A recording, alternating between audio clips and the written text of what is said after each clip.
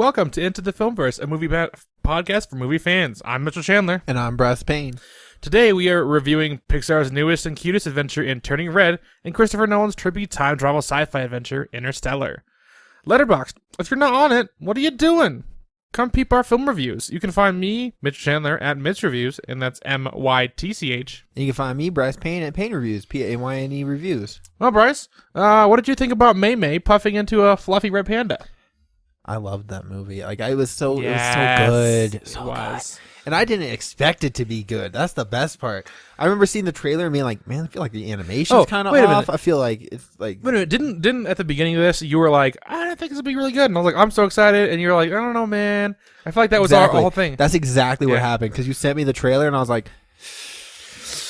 Yeah, exactly. And I was like, dude, this looks awesome. And you're like, yeah, I don't know about all that. I'm like, stop, it looks cool. No, it was dope. I loved it so much. It was so cute. I loved the whole family thing they had going on, and I loved her friends were so supportive. And dude, okay, I don't even know where to begin this film. First, I mean, the animation, wonderful. I mean, Pixar just clearly always knocks out of the park. On the panda looks so good. Dude, the fur on the panda. I was like, I want to be a furry now. I want this. I want the tail. I want the ears. My girlfriend Geneva's waving me off camera. She's like, yes, get the tails and ears. But yes, honestly, yeah. I mean, I so much fun in this film. Every time she puffed in the panda, I was like, yes. I was like, we're getting into spoilers, right? Yep, we're gonna go into spoilers. So if you don't want to know anything, sorry, maybe come back after you watch the movie. So seeing her become the panda to me was so funny.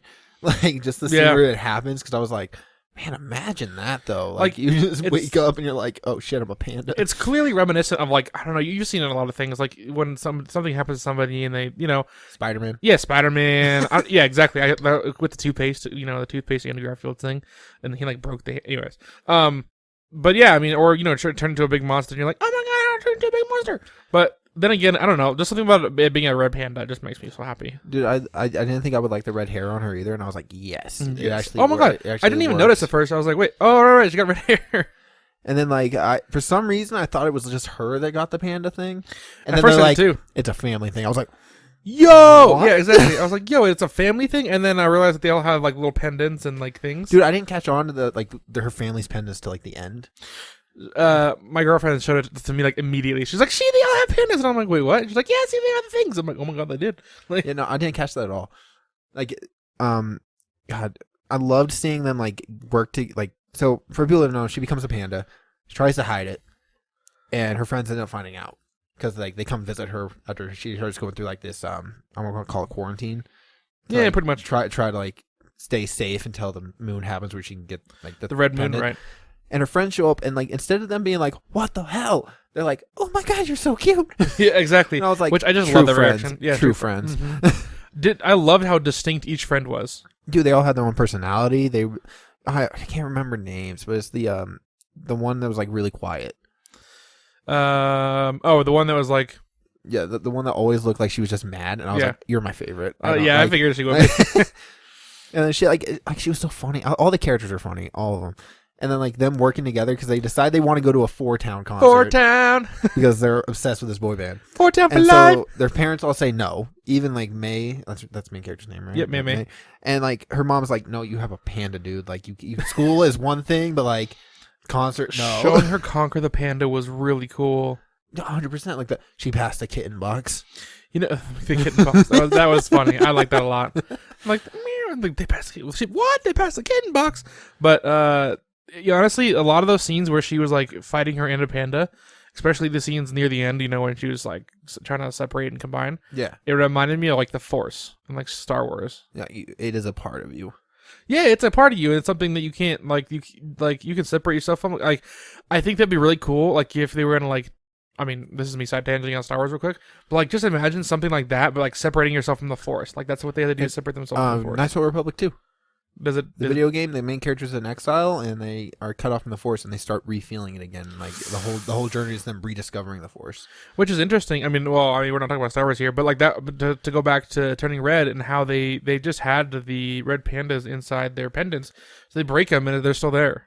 They can reconnect. It's so good, and then The way they like use the panda to get money, I was like, what a fucking kid thing to do. I love it. Honestly, Like, it was perfect. It was like they saw the opportunity and they took it. Fucking Tyler, dude. I hate that kid. Dude, I was like, I loved him at the end. Not even me, bro. I hate him so. I know they all. I never forgave him. He was always like, he was just such a meanie to the rest of all those kids. But then you find out he's a 4-towner, and you're like, you fucking nerd. well, it's because throughout the whole film, where like there's 4 girls and 5 members, and then like he ends up liking one of the last member. So Did he? It's like, yeah. Oh, I didn't notice. I didn't notice that. Yeah, because each one of the girls swoons over one of the guys, and then there's like the athlete 4-towner, and like he is the one that. Oh right, because didn't they say that there's like 5 of them? Why is it called 4-town? Yeah, and then like I don't know. it's so good. And then can we talk about like May drawing the fucking pictures? Oh my god, I forgot about that because that happened so early in the film. And then the mom dude. going to the store and like straight up was like anxiety for days. I had anxiety. Where did you touch my daughter? They did that in a Pixar film. You're right, they did. Or periods. They bring up periods in a Pixar film. I'm like, I love Pixar. I love Pixar so much. They relate to everybody. Yeah, I mean, they're not afraid to touch on more mature themes, but it still be good. Like if you look at Soul, dealing with death Onward, loss of a family member. Yep. Like they deal with heavy subjects, but they do it in a way that like people can relate to. And this is like coming of age. This is like as if someone's going through puberty. Yeah. And it looks so well. It works so well. I will say, out of the 2 Pixar films that came out recently, because like Encanto came out pretty recently too, right? Encanto's not Pixar. Is it not? No, it's Disney. Did not know that. All right, well, back it up. The last Pixar film was Luca. Yeah. Okay, Luca was good. I did not. Oh, well, okay, that makes sense actually, because Encanto's a musical, so part musical. It's a Disney film. Yeah, the way like they show the mom reacting that way, I was like, that's realism. That is a realistic thing a parent would probably do, where she like goes to the boy, be like, parents would do that. Like that's realism. Yeah, exactly. There was a lot of realism in this, and honestly, like, oh wait, no, there was one point in this film where I was like, oh my god, the animation, like this is insane. It was I even said it out loud. It was the scene where the father was cooking and the food was. Oh, it looks so good. I was like, what the hell? This director, I don't know if you remember the Pixar short Bao. Yeah. Same director, and that one looks so good too. So I was like, solid. Apparently, that director has been a producer on a lot of other films too. I'm sorry. It seems like I hopefully they do other Pixar films. How do you think Pixar's handling the whole like none of our films have been going to theaters since Onward? Right, that's a big thing because this film also released on Disney Plus, did not get a theatrical release, which honestly is a little sad because I would love to see this in theaters. 100%. And I'm sure that some theaters did it. Like I'm sure some theaters were showing it. I'm sure somewhere. It wasn't like a theatrical release. Honestly, I would be hating it if I was Pixar. If I was a Pixar person, I'd be kind of pissed off a little bit. Yeah, here's all my hard work, and you're not even gonna give me a theatrical Especially release. The Pixar. Like it's you're not talking about Sundance how many Studios. Academy Awards we've won. Honestly, yeah, like this. I don't know. Maybe it's the only thing I could think of is because it's family friendly, and it's because they have it in the can, but they don't want to sit on it any longer, and it might drive subscribers to Disney Plus. Like that. I mean, it probably will, but. I hate it, but at the same time, I still have to get the content. So yeah, like I got to watch it and then get delayed, so like I'm solid. Exactly. Everything DC is now stuff. like a fear of delays. Yeah, like, I know DC. We stuff. have like this unrealistic fear that everything's gonna be delayed again, and we're just like, well, give it. Oh my god, it's here. Yes. Yeah, exactly. And so that definitely. There's so much that happened in this film. Like I think I paused it around like the 2-hour mark. No, that's not 2 hours. It was like the hour. How long was it, like hour and 45 minutes? Yes. Yeah, they got paused around the hour and 20 minute mark, and I was like, hour mark, and I was like, how is there 40 more minutes left? Because like at that point she was already about to get like she was sitting down with her family and was about to do the ritual. So her family like using their pandas to help. Yeah, I was so happy. Oh, her mom was giant. She's like Godzilla. Well, they did say she was huge. I know. I didn't think she was huge. Like she was Godzilla size. I was like, what the hell, dude? It's so funny too because you see the size of her panda and then the rest of the family's panda. They're all little compared to her. Like they're huge, but they're little compared to her. They are exactly. Which I'm just like, how did she get one so big? I was like, what the hell? It's all the anger. All the anger. Yeah, you're right though. Fear of disappointment is a terrible thing. That's true. That's true because I don't know if like had that. She just had like She's like, I like how, wait, okay, there's a few things that didn't make sense to me. Like, one of them was like, she's like, I thought, her mom was like, I thought I had more time before you changed into a panda. But I was like, you literally knew about this? Like, and I was like, and then also, why would she say, like, if she's freaking out? I mean, I'm sure that her mom was like, maybe she won't get it. Maybe there's a chance. Yeah, all her ancestors did too. I don't know about that. But, yeah, I don't know. That was a little fishy to me. I mean, but obviously you just overlook things Also, like that. I couldn't help but love every single panda had, like, the person's haircut. And I loved it. Like, yeah. I was, like, seeing, like, the little, like, Karen Bob shit. And I was like, I don't know why it fits so well on the panda, but I love it. Like, at least I can tell who they are. Yeah, I was like, can I turn into Red Panda? I want to be Red Panda, please. Oh, such a good Pixar film. It's like, part of me think it's definitely getting nominated for Best Animated Picture next year. It's a Pixar film. I could see that. What would you, I mean, so do you think you could see a sequel to this at all? I don't want a sequel. I like this being a one-off. Yeah, I mean, I'm just like thinking of like. It feels like one of those things people are going to be like, "Where's the sequel to Turning Red?" And then they're going to get like a Finding Dory thing, and they're like, "Well, it's not as good as the original." Well, no, really. Yeah, that makes sense. I don't know if there's going to be. I don't really like Pixar doing sequels. Their stories are always really well self-contained. Yeah, they are. And then when they do sequels, we end up things like Cars 2 or Finding Dory, and then it's like, well, a lot of people like Finding Dory, but it definitely was not as strong as Finding Nemo. It's exactly. Not Nemo. It's like I'm not saying Cars 2 is good. Don't think I think Cars 2 is good, but like their Pixar films are always top notch, but it always feels like if it's a sequel, it doesn't hold up as much. Yeah, it's because it's not an original idea. It's basing off of the characters, and then they're except Toy Story. Toy Story is perfect. Wow. Facts. Actually, they can do as many Toy Stories as they want, honestly. I'd watch every single one. I don't care. Especially because they kind of shit on Buzz in Toy Story 4, and they need to fix that. Which is why we're getting Lightyear, hopefully. Hopefully, it's a good Buzz story, but not like the toy Buzz. But hopefully, it's a good Buzz story. Exactly. I'm trying to think of anything else from Turning Red, but otherwise, I mean, honestly, it was just a really really fun, cute movie. And just go ahead and take a look and watch it. Just watch it. It's so good. It's a Pixar film. They can't do wrong very much. Yeah. And they've been on a streak lately. I did see. I was on Facebook. Of course, nothing good comes on Facebook or any social media, for example. But I was seeing this person was like, "Don't have your kids watch Turning Red. It teaches about it teaches about like rebelling against your parents and." And like the one girl shakes her butt to her mom, and I was just like, yes, like okay. I was like, or she sneaks out to go to a concert, and she goes behind her mom's back, and her friends help her and aid her in doing this, and I'm like, I feel like if you start going, have you not watched any other films? Because I'm pretty sure rebelling against your parents is like always a thing in Pixar films. Oh, I mean. Kind of, yeah. I was like Onward, and I was like, no, because they kind of sneak away from their mom. So like, yeah, they did. Yeah. Luca, you have the Bernardo, like his parents. Finding Nemo, touch the butt, like. Oh man, damn! Every Pixar film, except Cars. Guess Cars. Cars doesn't have a dad. They don't have a dad, do they? They're Cars. Well, yeah, you're right though. So. All right, well that so Turning Red, go and see it on your TV because you can't see in theaters. And so now it's time for the Filmverse feature. And each podcast we pick a different movie to watch, and today's is Interstellar. Because I chose that because I never seen it before, and my friends were getting upset with me that I hadn't seen it at work. So I was just like, I'll go watch it. Interstellar, Christopher Nolan, and time travel and sci-fi, and really good. I mean, really not time travel. It's a time differential. I mean, it's time travel it's not time travel. It's time distortion. Yeah. I mean, it's time travel in the sense that Earth is moving faster than they are. Yeah, exactly. Like, they say if you go to space, like, you age slower than the other people on Earth do. Depending on how far out you go. Correct. Which is like they go through a black hole and they're like, okay, so we'll get into this. Yeah, exactly. So basically, what were your thoughts on young Timmy? Young Timmy? Timothée Chalamet. What?